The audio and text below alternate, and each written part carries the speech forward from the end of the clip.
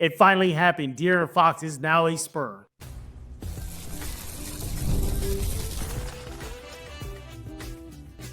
You are Locked On Spurs, your daily San Antonio Spurs podcast, part of the Locked On Podcast Network. Your team every day. Hey, welcome back to Locked On Spurs. We're here on the Locked On NBA Network. I'm your host, Jeff Garcia. Spurs runner for Ken. You know what? Screw it. Freaking De'Aaron Fox got traded to the Spurs right now. It is official. All that hype, all that talk about, if Fox would go to Spur, it finally happened. Shams Charania just reported the news. We're going to have an emergency Locked On Spurs right now to get into the details. What is going on? We got to discuss it all. It's so much to dive into right now. You know what? Let's just bring in our guest immediately, because I know these two guys are chomping at the bit to give their takes on what we're already calling a masterclass, a fleece job that the Spurs, Brian Wright, did on Sacramento. And by the way, do some of our guys in our panel suspect that another move could be down the road? Yeah, let's talk about that and so much more, including the trade impact. What does it mean for the Spurs moving forward in the present and the future? It's going to bring him on. There he is. Look at that guy showing off the guns already. You know, he's so hyped, he had to show off the guns. Well, that is James Pledger with San Antonio Spurs. Follow him on X at I Am Pledger. And the guy who the one who broke the news to us on... You want to talk about hype. Yeah, hype. It's Jack Thompson, formerly of San Antonio Sports Star. By the way, let's get this out of the way, guys, right? Hey, reunion. Yay. Sorry, boy. Hangover. Yay, we're back. Yeah, we're back. Okay, let's do this. Okay, let's get into it. All right. So it just happened, everybody. Spurs, Kings. Yep, they got a deal done. It's a layered thing, but basically the bulk of it is the only thing you care about right now is, yes, De'Aaron Fox is a Spur. They now have a running mate for Victor Wembanyama, but the perfect running mate, scoring guard, just entering his prime, double-figure scorer, wanted to come to San Antonio, according to reports. I'm pretty sure he might say that when he gets introduced to the San Antonio press later on. But nevertheless, what a good time to be a Spurs fan. Jack, you have been the one that's been the most vocal, the most hyped about this. Not to say James wasn't, but there was one guy that fell out of the seat. It was you when it happened. Your first reaction. Dude, man, I thought I was having a heart attack. Honestly, thought I was having a heart attack. I couldn't believe. Oh man, we got our other star, man. It's been saying it. He wants to be here. Go get him. Price doesn't matter. And I guess the price didn't matter to Sacramento because I guess not. My goodness, what a fleece job that was. That was. We didn't give up any of our players, either of the ATO picks, and we got rid of Zach Collins. So, to give the details of what happened, as Jack's kind of putting pieces around. No Keldon going away, no Devin going away, no Jeremy going away, no Atlanta picks going away. You are getting De'Aaron Fox and Jordan McLaughlin. The Kings in this 3-team deal are going to get Zach LaVine, Sidi Sissoko, 3 first-round picks. Those picks are the 2025 Charlotte pick that you own. You're owned in 2027 because it can't happen in consecutive years. And remember when everybody was really mad that we traded chance to draft Rob Dillingham for that 2031 Minnesota pick that was unprotected, or top 2 protected, I think it was. Well, we got that. We sent that pick and got De'Aaron Fox. They also sent 3 second-round picks. Chicago's in 25, Denver's in 28, and their own are not their own, but Sacramento's own back to them in 2028. Yeah. The Bulls are getting Zach Collins, pure salary dump move, Trey Jones, Kevin Huerter, and their own 2025 pick back from San Antonio this year. And awesome. I speculated that, if Chicago's in this, maybe they're getting their pick back. And And one of the things that I think Spurs fans will be very happy about, I know I am, and I know you two guys are, is no Steph Castle. Steph Castle stayed a Spur. That early reports that was a major sticking point with the Kings moving forward. Castle supposedly had to be in the deal. He is still a Spur. Way to go, Spurs GM Brian Wright. This was a complete fleece job. I think. Can we finally give him credit? I've been giving him credit on this show. I really have. I have.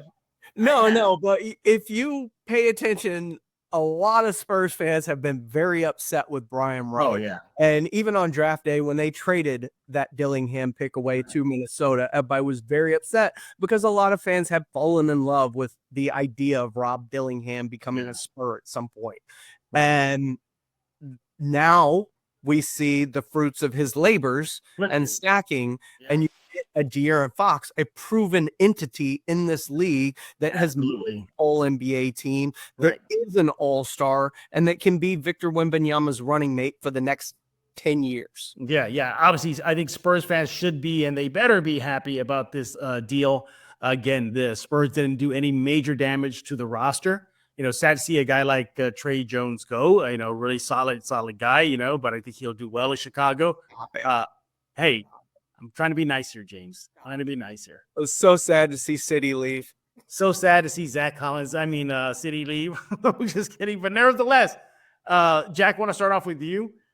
First of all, let's talk about the impact of this. Let's talk about the immediate impact. Let's talk about starting lineup.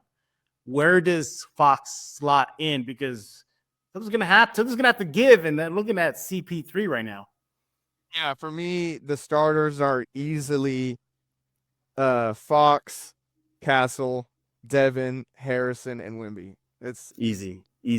What about you? You gotta start letting those two play with each other, Fox and Castle. And Wemby too. To get all three of those guys getting used to each other. I mean, your best lineup is Wemby and Castle together on the floor. Yeah. I don't know. I think they may ease things in with that because I still see Chris Paul starting for some reason. At least right now, maybe Castle supplants him in the future. Sure. And I'm not saying it's the lineup I would want. I'm just saying, knowing the Spurs, knowing how adverse they've been to even starting Castle this year, period. Like there was a stretch in time where we were like, why aren't they starting Steph Castle? Yeah, and you saw how bad his numbers got. Chris Paul can come off the bench with no problem. It won't affect him whatsoever. We see the jump in numbers with Castle starting or off the bench. I'm not disagreeing that he should be, or there's not a reasoning behind why he should be as well. I just know that there are a ton of potential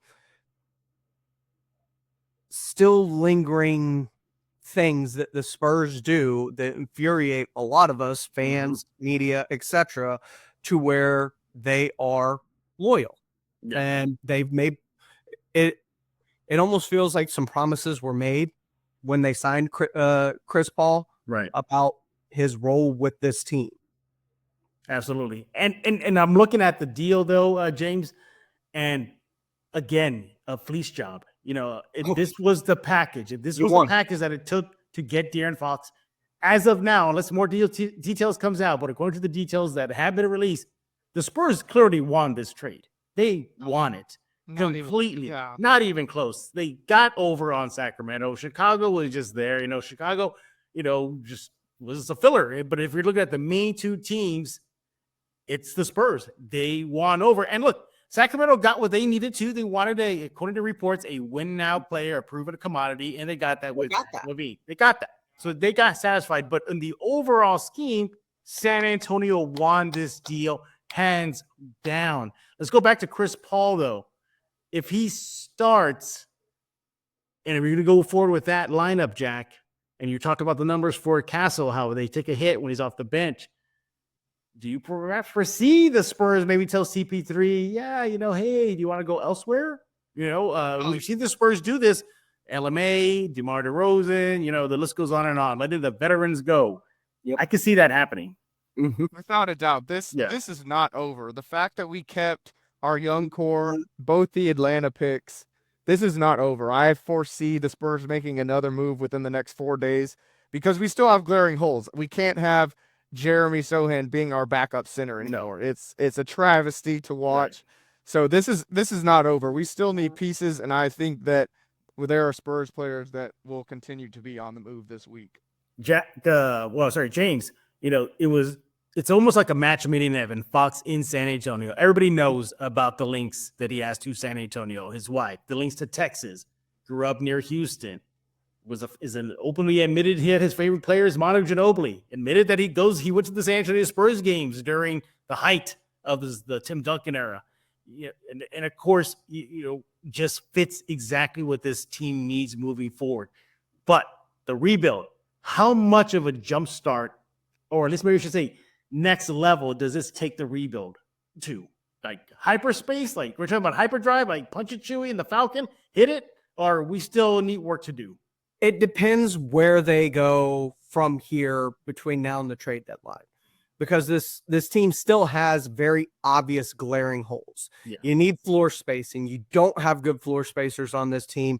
Devin Vassell was 1 for 10 the other night from against Miami. So like, your best floor spacer is Julian Champagnie for whatever reason. And that's just not good enough in the NBA. You got to surround Wemby with competent floor spacers that open it up for De'Aaron Fox to be able to attack the paint like that.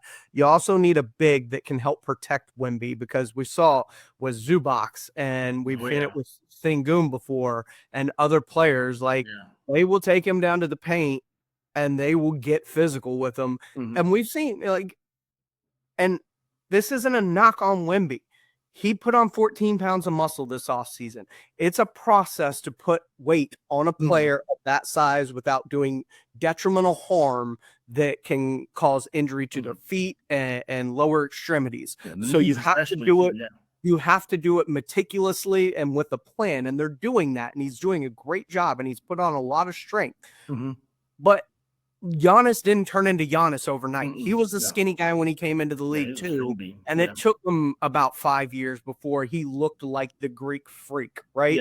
Yeah, so it's going to take time for this to develop. But until then, you got to get some protection for Wemby down low. You've got to go get a competent NBA big, because right now, especially with Zach Collins out the door, you've got Fassi, Mamu, Fassi, and Zohan are your bigs, and that's not good enough. That's not good enough. Here's another thing too I like about this deal is that it sends a message to other potential future players. Hey, look what we got. We got Fox, we got Wemby, and we got this young kid named Steph Castle. You don't want to come and play with us? I love that right now. The Spurs now have I don't know if we're there yet, a core three, but it looks like that could shape into that, where it could be San Antonio being a destination if players want to just go out and win deep playoff runs. You're playing with the alien. That should be good enough. But if that ain't good enough, how about I throw in a De'Aaron Fox, big name free agent that's looking for a new home? Come over here. Oh, yeah, you want to play the dynamic guard, two-way guard, Steph Castle? We got that too. And I love this now. You bring up free agents. You bring up free agents, Jeff, and Jack, I want to get your thoughts on this too. Does this make it more imperative to move pieces like Keldon and Devin, because you're going to have to extend De'Aaron Fox? And when you do, you're going to be a lot closer to that tax apron. And so you're going to have to find a way to open up money if you're going to bring in external free agents that aren't guys that are ring chasing, like we did with David West and Finley and McGrady back in the day. Like those types of the players are the players you're basically looking at the end of the career, trying to get into a winning situation. But if you're looking for big free agency type moves still, a lot of that money is going to get tied up in De'Aaron Fox. And in a couple of years, it's going to get tied up in Victor Wembanyama. And then you're going to be playing the cap games that these big market teams are playing. Like you see the Lakers and you see the Milwaukee Warriors and Phoenix. Like there are obvious cap implications. So does it make moving those extra pieces more probable in your opinion, Jack? Oh, I mean, I thought it was 100% probability to begin with. I think both of those guys are kind of tapped out in terms of their development, and we've just seen that they haven't been the right fit with Wemby. It does help moving Zach Collins, because that was a lot of money that was just parked on the bench. For sure, yes. So, but yeah, I fully expect Devin and Keldon, if not, at the deadline, this summer or next year before the deadline to be moved, because we're going to have to free up more money. Fox needs an extension, going to have to pay Wemby the max. And then a couple years after that, there comes Stephen Castle. So we've got to be able to free up money and, get some sure-handed shooters, defenders around these guys, because we've got the scoring now. We don't need that anymore. It's spacing the floor and defending. That's what we have to focus on right now. Yeah, and guys, I think the moment Fox is available to play and puts on that Spurs uniform for the first game, I think he's immediate. Tomorrow. I think, yeah. Shoot him up tomorrow. Sure. Well, whenever, if it's tomorrow or the next game on the road trip, whatever that is, I'm thinking immediate impact. Just you roll the ball out there, you Wemby, figure it out, run a few simple plays for you guys, but the spacing that Wemby's going to provide Fox and the spacing that Fox is going to provide Wemby, I mean, it's good. Now, James, there's been a little kind of like, if there's a pushback on Fox is defense, although I don't think that's a good label on him, because if you look at some of his numbers, he's been pretty good, but he doesn't bring a lot of defensive chops, though. Sure. Part of that may be scheme dependent, and part of it is simple, but remember a couple of years ago when they were the number 2 seed in the Western Conference after that big breakout year, he was playing very good defense that year under Mike Brown. So he led the league in steals or something. He's like, we know it's there. So now, he doesn't have to guard the best guard anymore. That's Steph Castle's job. Yeah. You put him on the secondary guard, and even if he is guarding the best guard, he gets by Fox. Well, guess what? Now you've got to go try and score over Wemby. So the defense was never the problem with De'Aaron Fox. It's not a problem to begin with. But for those say that they're iffy about Fox because of that, I mean, we've got the pieces to hide that if truly that is a problem. Yeah. Castle and Wemby definitely will help him out if that. But I think it's kind of a bad label, because it was just a few years ago he was one of the better defending point guards in the league. He had a defensive rating about 114, 113, and then he let at his position either he let the all guards in steals, or he was one of the better steals players in the NBA. So I think it's kind of a little bit of a knock that's not warranted. Overall, though, I look at this trade and, let's go back to Brian right now. I mean, kudos. What he's done so far, put the Spurs in position to make these deals. Bravo. And there's proofs in the pudding for the deal that just happened right now. But, Jack, you think that the trades are not done yet, do you? No, there's no way that they're done after what we've kept. I mean, Jeremy, Keldon, and Devin all seem to be, part of that deal. I mean, you could see it on Keldon's face last night. He was completely dejected after the game, and that wasn't because we lost. We've been losing games, and I've still never seen Keldon look like that. I fully think that prior to the Mavs trade last night, two of those guys were probably on the block for this trade. But then we saw what it took to get Luka, and Brian Wright was like, "You think I'm going to give you all this after that?" The precedence has been set, my friend, and this is what you're getting. Take it or leave it. So yeah, it's crazy times, man. It is. I'm so excited for the road trip. Well, I bet you are. I mean, the one thing I do like is that we saw that Miami game where the Spurs just came up short, right? Lost by 2, didn't really could have scored that much offense in games, and no Wemby. Fine, but regardless, how about having no Wemby, as you saw, but having one of the better clutch players on the roster, and that is Fox. I mean, Fox is known to be one of the best clutch players in the NBA. I think he's going to bring that if we get the Spurs in a situation where it's a close game as well. But also, hey, we can't knock this out too. Technically, he's a veteran leadership now. The Spurs got more of that with him. He's an all-star, veteran. I don't know how many years he's been in the league, but hey, he's been on a winning team with Sacramento. Maybe they didn't get too far, win the title or anything, but hey, he's been in that culture, that winning culture up until this season with Sacramento. So I think that's another intangible that he brings to the table. James, your thoughts? I mean, listen, when it comes to what this team can be going forward and how everything works out, I love it, right? It could be great. There are still, as we noted earlier, moves that have to be made in order to get the best out of this roster. I would love to see some additional moves. I think Brian Wright deserves his credit. He has been unduly crapped on by Spurs fans for a lot of this. And what I thought was a genius move in trading that 7th pick for an unprotected or top 1 protected pick in 2031 from Minnesota was because, let's be face it, and we've been saying this for a long time, these picks, you can't keep them all. You can't. You literally cannot keep them all on the roster. You have too few spots and too many picks. And if you're going to keep a Wemby and you're going to keep a Castle and you're going to keep a Devin and a Kel, like, where are these picks going to go? You can't just stash them all in the G League.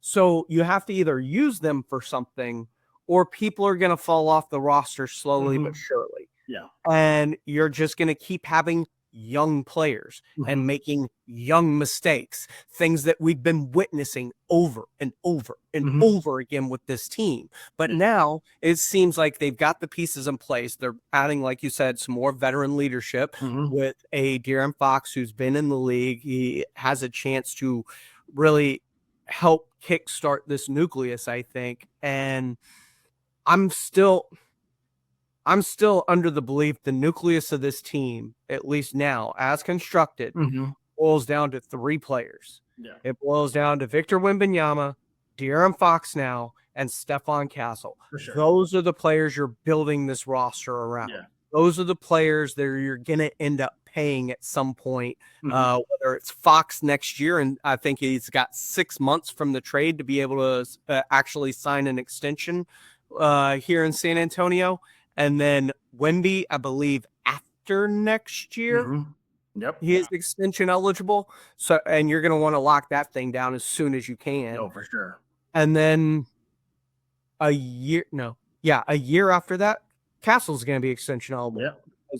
He's a year behind Wemby. So, yeah, I mean, you've got to make sure that your books are clean and ready. And rookie, especially first round, especially high draft picks, eat up a lot of cap space. It is a lot easier and more conducive to go sign vet minimum guys to fill out a roster around, or mid-level guys sometimes, than having these younger guys, because you can sign them on yearly terms that coincide with, the ability to turn over your roster competently without being tied up in too many excess draft assets. Right. Yeah. Fox. I mean, my goodness. Well, Jack, here's a guy who can score in the mid range. Just that smile, man. I know. Look at Jack.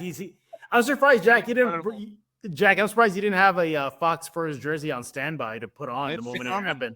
It's coming. Seriously. But Jack, a guy that can score in the mid range, the guy can score above the 3, guy in the pick and roll, he can pop a shot easily. All right, lead the fast break and score in transition.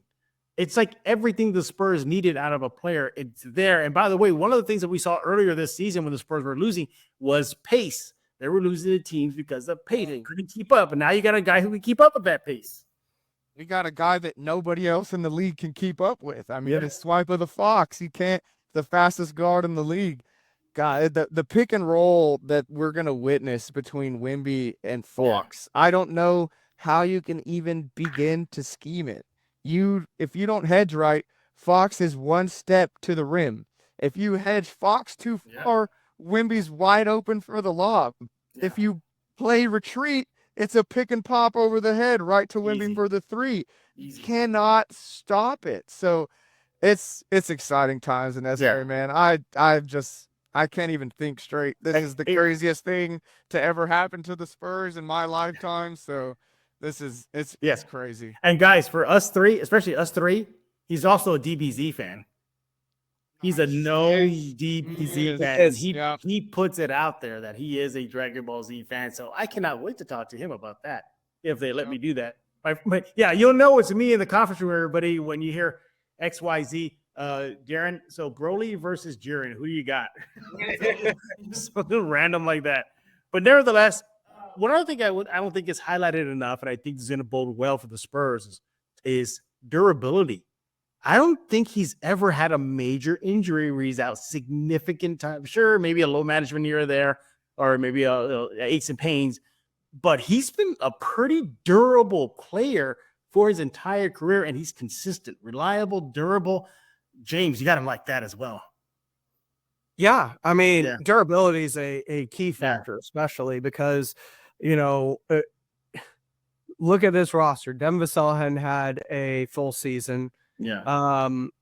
Vic has been, missed parts of his first season with, I believe it was an ankle injury that he suffered early, and then there was something else. But they're obviously very judicious with him, his minutes. Yeah. And you look at bringing in Chris Paul. What's been the knock on him his entire career? Yeah. So having a guy that is going to be there night in, night out for you for the most part, without any issues and no lingering issues. I mean, that was one of the supposed reasons that the Luka Doncic trade went through the other night was his conditioning and his injuries, which I'd make sense. You traded for Anthony Davis. Right. Yeah. I mean, it is just it's a dream, and it's a match. It's a match made in heaven. It really is. It really is. This is exactly the piece, one of the missing pieces, not all the missing pieces, but one of the big missing pieces for this Spurs in the rebuild. But let's go back to the roster again, Jack. You still don't have those outside shooters. Do you think that'll still hurt the Spurs moving forward if they don't make another move? Oh, yeah, definitely. Yeah. That's the biggest, that and backup center. I mean, that's what we need at this point. We've got the other star that can score from 3 levels, the elite ball handler to run with Wemby. Now we got to find guys that can put the ball in the bucket from the 3-point line. And I'm not talking, Devin Vassell, he gets hot, but he shoots off the dribble. He takes away the spacing by doing that. We need catch and shoot guys that can consistently hit the corner 3. You need a guy that's torched you the other night, like Luke Kennard. Yeah. Like those are the kinds of guys. Oh, yeah, you're right. Yeah. Those are right. Yeah. I like Jeff. Go ahead. I got this just to kind of update everybody on where we are after the De'Aaron Fox trade. What you got? The Spurs first round picks, how they kind of pan out from right now. They own 6 of their next 7 first round picks because they only gave up 1 in that trade. They have 2 unprotected from Atlanta still in 25 and 27. They still have the pick swap with Atlanta in 26. They still have the swap rights with Boston in 28 that is top 1 protected. And they've got the swap rights between Dallas and Minnesota in 2030. Minnesota's top 1 protected. And here's the other kicker that didn't go down in this trade. They still have Sacramento's unprotected 2031. I mean, Sacramento did not get their own pick back. Did Sacramento not look at the Spurs war chest, the draft assets? I mean, seriously. I'm telling you, did they not look at that? Luka's deal ruined it for everyone. It ruined it. Michael set the precedence, and Luka brought it right back down with them only getting 1 pick. That is unreal. I look at the Sacramento side here. You got to think like their fans are probably like, all right, we got De'Aaron. I mean, we got Zach LaVine, but you could have got. They're in the same spot, really. Yeah, it feels like they kind of. I mean, sure, they got more picks, I guess, but I don't know if they're in the same spot. Zach LaVine is obviously a very, very explosive wing for them, right? Same mold as De'Aaron Fox, but in a different way, right? I also think they kind of want to see what they've got in Devin Carter too. Yeah. Like I think that's part of the move behind why they were moving on from Fox is to see what they have in Devin Carter behind them. Kind of the same thing they did with Halliburton and Fox, So I think they're kind of making way, clearing salary, and also managing to. I think LaVine might be a better fit with DeRozan than Fox. Yeah, because the 3-point shooting and the spacing that LaVine can add. And the thing is, like, they're gonna miss the floor general aspect of De'Aaron Fox, but if you look back at DeMar DeRozan, he can absolutely be that guy. And then you've got Sabonis, another one of the best assist bigs in the league. So as far as the passing goes, I don't think they're going to skip a beat. I think Sacramento lands in a good spot. They're still going to be a playoff contender moving forward too. So they could have got more if that trade didn't happen last night. But in the end, getting Levine helps them stay pretty much right where they were. We saw it here in San Antonio. DeMar DeRozan is very competent at being a floor general, and like he honed that skill right here in San Antonio, and I think he's going to kind of take over that until Carter's ready to take that over. Yeah, me too. Yeah, and look, also too, another sign, the signal it gives to fans and the roster and Wemby is this team's ready to compete now.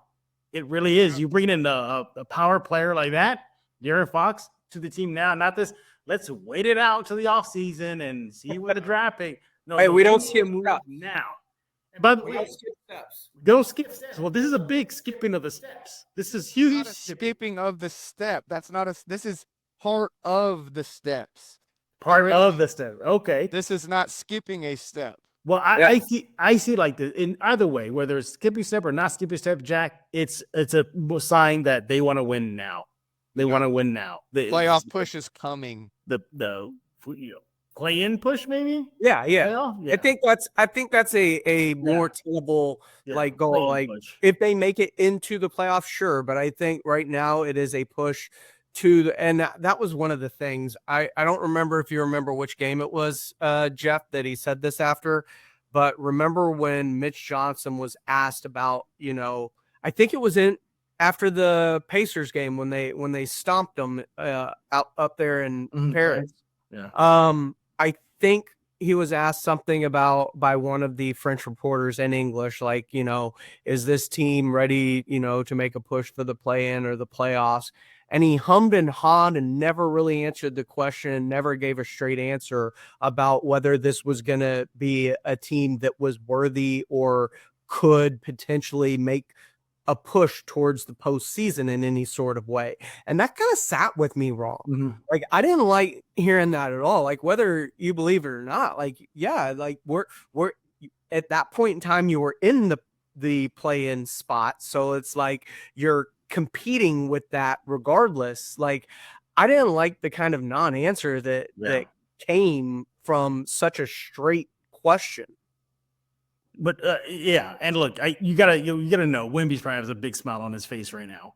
He's gotta have it because he needs help. Well, the bigger smile in town than Jack. Probably, yeah. But we saw throughout the entire season so far, he needs help. He can't do. We saw him kind of like the plateau and then kind of dive up a bit, maintain, and then kind of come down. He can't do it all. Offensively, he can't carry the load, all of it. He's gonna carry a bulk of it, but not all of it.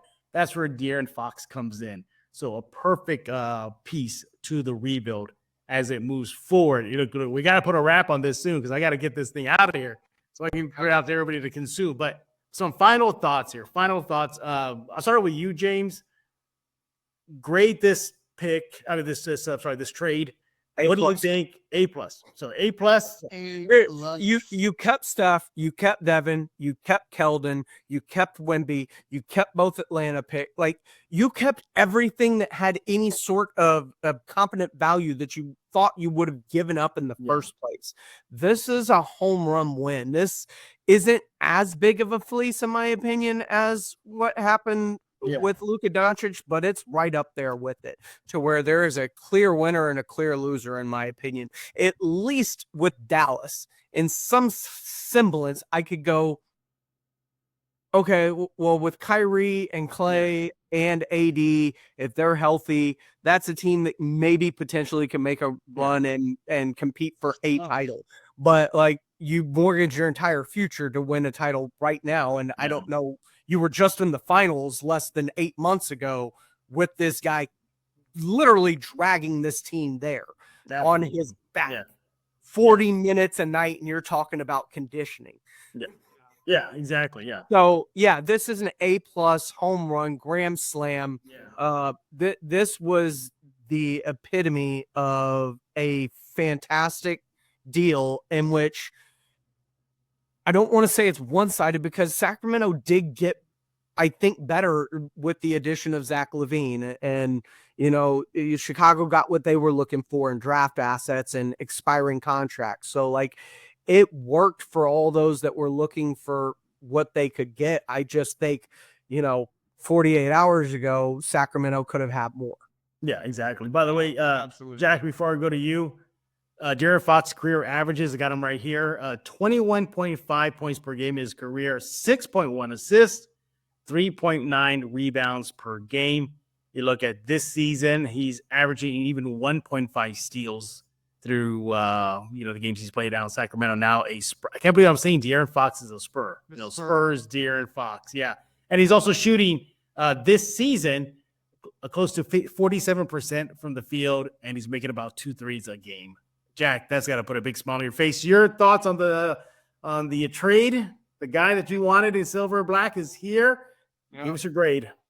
I mean, like Pledge said, it couldn't have gone any better. Everything that had any sort of semblance of value that we thought could be in this trade is still on the roster. It truly could not have gone any better. It sets us up to make more moves to bolster this team even further. I'm honestly stunned by how little we gave up. Yeah, me too. It really doesn't make any sense that they were able to get this trade done with giving up. So it's a 10 out of 10, 100% Sure. A plus grade, grand slam, walk-off home run, everything it could possibly be. That's what it is. And I just cannot wait for the Spurs to start playing again. And I cannot wait for them to come back from the road trip so I can go see this in person. With your De'Aaron Fox jersey, right? Hey, just go to Austin. There you go. Yeah, go to Austin. Yeah, they'll get to Austin first before San Antonio. They'll be close at least. Or go to Houston. They'll be in Houston towards the end of the road trip. So the thing is, I have been extremely blessed by my incredible girlfriend and her parents and their season tickets. So I'm not going to go anywhere until I'm sitting by the way, in the everybody, third row. Jack's girlfriend is right next to him in the off screen right now. So we know what's going on. I'm gonna reach out and touch Fox. It would be close. Just so you know, Jordan McLaughlin this year for Sacramento was shooting 38%, 38.5% from three, almost 39%. Shot in Minnesota last year, 47% from three. And, his career's been, 38, 37, 30, 40. I mean, so back since college, he's been a bucket. He's that at least gives you some hope for some potential floor spacing in this iteration of the team. If you find a way to, find him minutes. I don't know what his role on this team will be, but it is proven that he can at least provide some spacing. Yeah. We'll definitely take that. But yeah, still everybody, De'Aaron Fox is a Spur. Can't believe I'm saying that. By the way, do anybody think Jack's going honking down Commerce? I think he is. There's no rule as far as the earliest they can play, right? A new player, is there a rule like they can play? Get them in town. They pass the physical. They're able. Yeah, they just got to come in town and pass the physical. That's it. That's it. Yeah. All right. So hopefully he'll pass that physical. We're all good. In other words, just formalities, everybody. Just crossing the T's and dotting the I's. That's all. But if AD and Luka can both pass a physical, as both are injured right now. Yeah. Exactly. But what a reunion for you two guys, right? A De'Aaron Fox deal in the first time you guys are back from the hangover. Back in your to break this. Let's go. Look at that. Richard Pledger, what's going on with the Star, buddy? Tell us what's going on. We're going to be breaking this down every which way, sideways, up, down, to the moon and back.